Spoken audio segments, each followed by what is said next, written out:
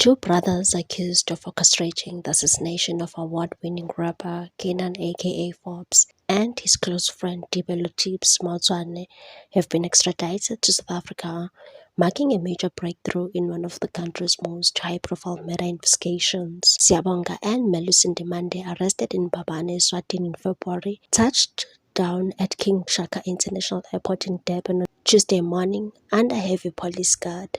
Their return followed months of legal wrangling in the neighboring kingdom and was executed through a high-risk operation led by Interpol South Africa, working alongside the South African Police Service tactical units.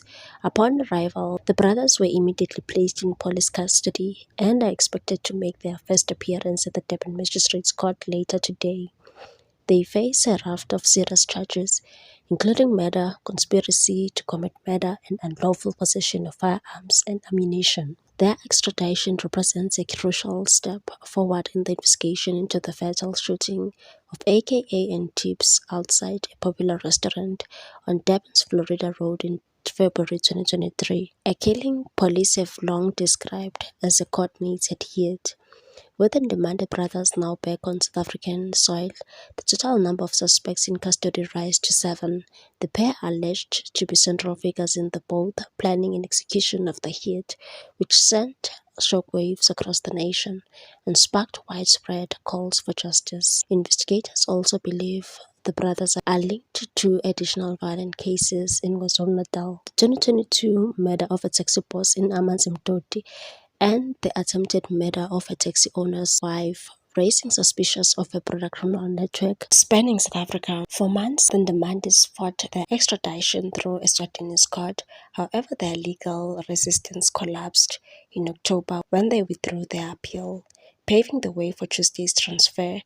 Authorities in Eswatini later confirmed that South Africa's request met all requirements under Southern African Development Community SADC protocols. According to earlier reports, an Interpol team from South Africa traveled to Eswatini earlier this week to finalize the handover, coordinating closely with local police to ensure the operation proceeded smoothly.